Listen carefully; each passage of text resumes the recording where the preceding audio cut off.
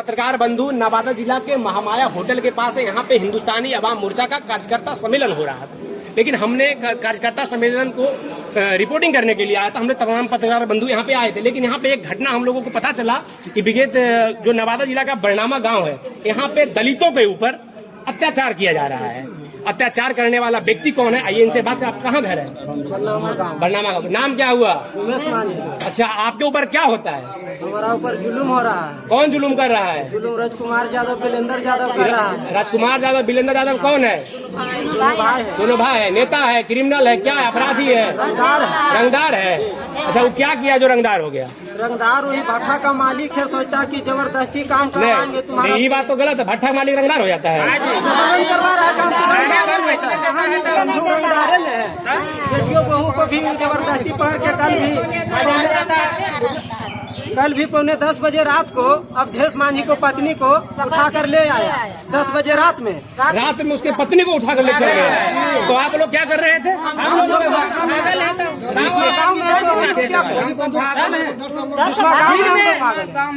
दिन में video calling करके उसको दिखाता है टेम्पो में, जब हमको बाजार जाता है, बहन बेटी चाचा चाची हमको पत्नी जाता है तो वो वीडियो कॉलिंग दिखाता है। उसका बॉडीगार्ड, उसका बिलेंदर यादव, राजकुमार यादव का वीडियो कॉलिंग में कि देखिए ये किसका पत्नी या बहन बेटी जा रहा है। वो देखेगा कि अरे ये तो बसवा का पत्नी जा रहा है, अरे उसको उठा कर ले आओ।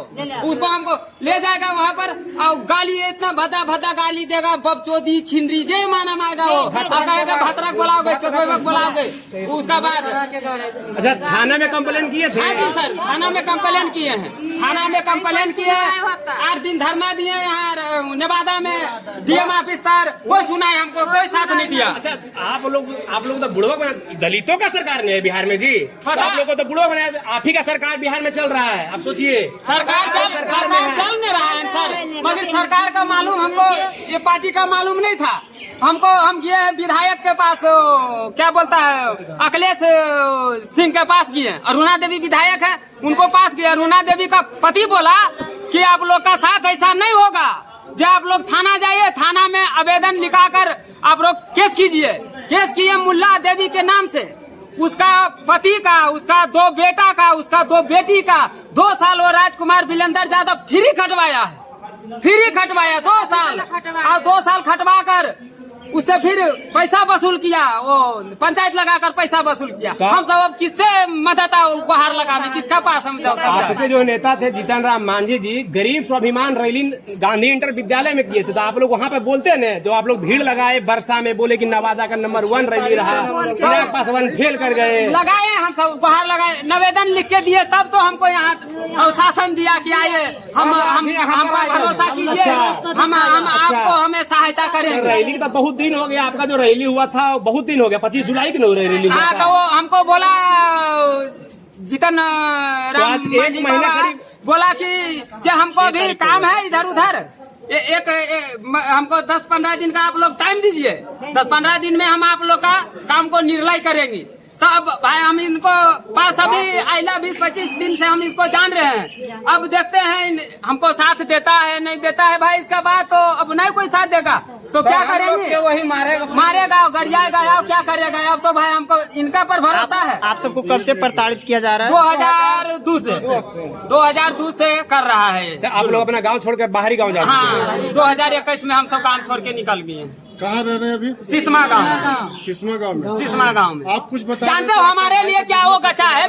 जी हमारा भाई सर सुनिए, हमारा लिए वो राजकुमार बिलेंदर यादव 2 गो खस्सी गचा है, 2 खस्सी आशा थान में। वो बोला है 2 खस्सी जिस दिन देंगे, जिस दिन बोसो मांझी पकड़ा जाएगा उसका भी बलिदान देंगे और खस्सी दोनों काटेंगे। ऐसे कौन बोल रहा है? राजकुमार यादव, बिलेंदर यादव बोल रहा है।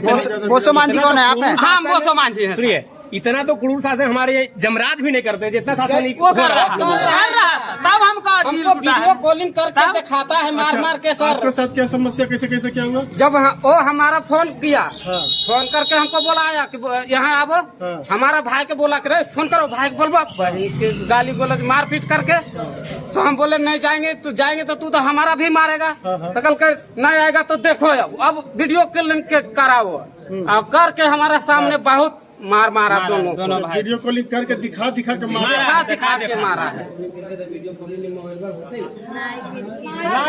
देखिए ये सारी जो घटना है नवादा जिला के बरनामा गांव का है। ये जो घटना घटा है, लोग गरीबों के ऊपर जो जुल्म किया, दलितों के ऊपर जुल्म किया जा रहा है। तमाम इनका जो नेता जो शुभचिंतक है, इनको ऊपर ध्यान नहीं, लेकिन वोट इनका चाहिए, लेकिन ध्यान तो दे नहीं रहे हैं। उनको अपने बेटों को विधायक बनाना है, मंत्री बनाना, बड़े बड़े बंगले में रहना है, लेकिन वो बोलते हैं कि हम जो है मांझी समाज का नेता है, हम दलितों का नेता है। लेकिन वो दलितों का अगर कोई हक मारा है तो इनके जो समाज के नेताओं ने दलितों का हक मारा है। बड़े बड़े बंगले जानते हो सर क्या बोलता है? महिलाओं से जानते हो सर क्या बोलता है? रुको हम एक बात दो बात बोलते हैं। जानते हो क्या बोलता है कि बरनामा गांव का ये मुसर मांझी को भैंस के तरह दुभेंगी। ये 32,70,000 क्या दिया? ये तो अभी शुरुआत में सूद दिया है जो बोला 32,70,000 मामला है। 32 लाख का मामला बताइए सर। 32,70,000 मामला वो पंचायत लगाया। पूरा जितना जो भागे हैं वो सब दिए, और जो शहरी गांव में रह रहा है बरनामा गांव में वो सब दिए, वो सब भी दिए बेचारा सब, उसका भी गुलामी करवाया। अभी जाएगा हालत बेहालत होले, पूरा गांव का मुसहरी का हालत एकदम खराब होले। जाएगा इंटरव्यू को लेने जाएगा उधर से, उसका नाम से नहीं पता। हमारा नाम कपिल देव मांझी है। अच्छा, कहाँ से आए हैं आप?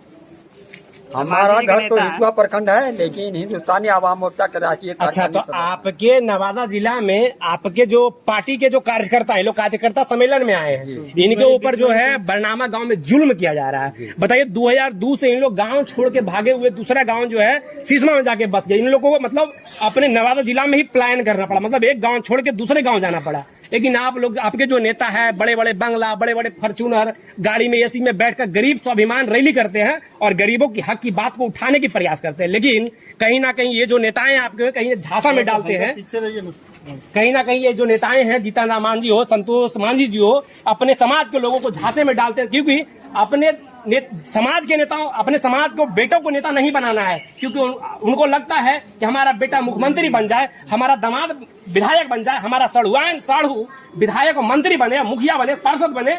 उनको सिर्फ अपने परिवार की चिंता है, ना कि बल्कि समाज की। अगर समाज की चिंता असलियत में हो चुकी होती तो आज इनका जो समाज का जो हालत है, ये अभी अंतिम पायदान पे होके शुरुआत, मतलब स्टार्टिंग पायदान नंबर 1 पे जरूर आ जाते 70 वर्षों में।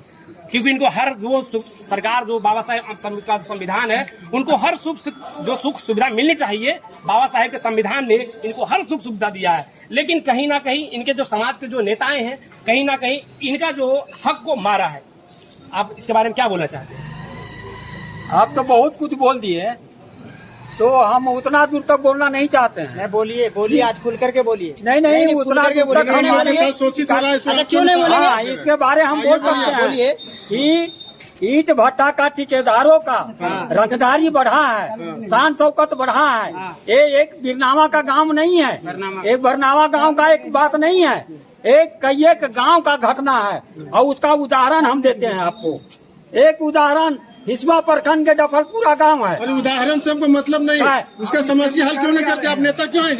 जो कह रहे हैं, जो किया है तो बता रहे हैं। समस्या नहीं इन लोगों के साथ सोचिए, जो हम घटना के बाद जो काम किया नहीं बताने 2002 से घटना घट रही है। इसके बारे में बताइए, आप इसके बारे में बताइए, आप इनके बारे में बताइए, गाँव छोड़ के भागा हुआ, इनके आप इनके बारे में बताइए। नेता बनेंगे नहीं, जो जिसको काम किया तो उसी तरह इनके बारे में बताइए। इनका बारे तो हम बताते हैं। चलिए पार्टी का सुनिए, नहीं रहने दीजिए, नहीं आप इनके बारे में बताइए।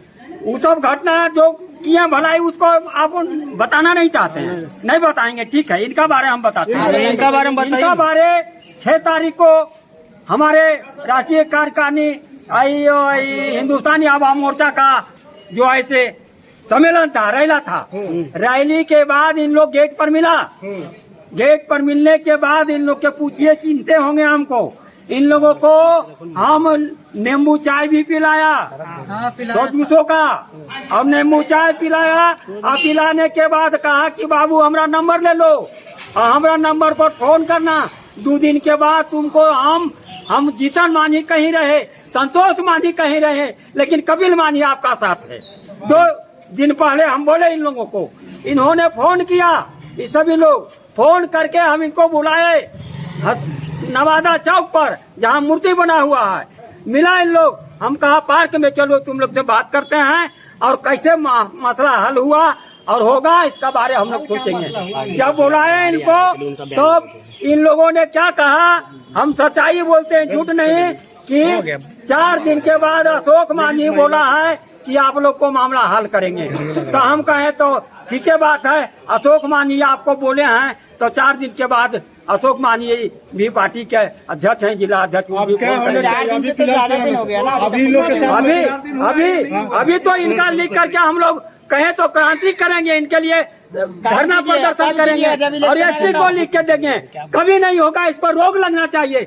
और हम लोग अगर चाह लेंगे उस गांव जहां से कांड बढ़ा है, उस गांव को हम लोग पूरा जन बन जितना ताकत लगा करके उस गांव को घेरेंगे और अत्याचारी से जवाब लेंगे। अब तक किसका इंतजार कर सर, तो आप लोग उस गांव में कब धरना प्रदर्शन करेंगे, ये बता दीजिए आप। इसका धरना प्रदर्शन करने का मुझे टाइम चाहिए और रोज दो रोज इसको टाइम चाहिए। अभी एसपी के लिखा पढ़ी हो रहा है, मांझी जी के पास फोन किया जा रहा है कि इस पर क्या करते हैं, हमारा आदमी को ऐसे शोषण जुलूम किया जा रहा है। इसके बाद उस गांव में हम लोग धरना प्रदर्शन देंगे। आप लोग तो सुनिए, आप लोग गरीब स्वाभिमान रैली में बोले थे कि नवादा का नंबर 1 रैली चिराग पासवान भी फेल कर दी है, लेकिन अगर असली बात यहाँ पे ताकत दिखाने की बात है, क्योंकि बेटा को उनको मुख्यमंत्री बनाना है, क्योंकि उनका जो लड़का पीएचडी किया हुआ है, बहुत सारे समाज में किए हुए हैं पीएचडी, लेकिन उनका आप लोग को क्या उम्मीद लगता है इनको बातों से न्याय मिलेगा, न्याय दिलाएंगे? जी हमको तो उम्मीद हो रहा है कि आशा है कि हमको न्याय मिलेगा। न्याय मिलेगा जी, हम 6 तारीख से जानकारी हुआ इन लोग के बारे में कि जीतन राम मांझी मंत्री है, तो हम लोग का मालूम हुआ, लेकिन मालूम था फिर भी हम लोग का पता नहीं था भी कहाँ कहाँ घूम रहे हैं इन लोग। लेकिन जानकारी हुआ तो आए हम, लेकिन कुछ भी हमको सहायता मदद बहुत मिल रहा है दिन से। आप सोच रहा कि कार्रवाई करेंगे। अब आए हैं हम सामने बेटियों बहुओं के साथ, आज देखते हैं क्या होगा।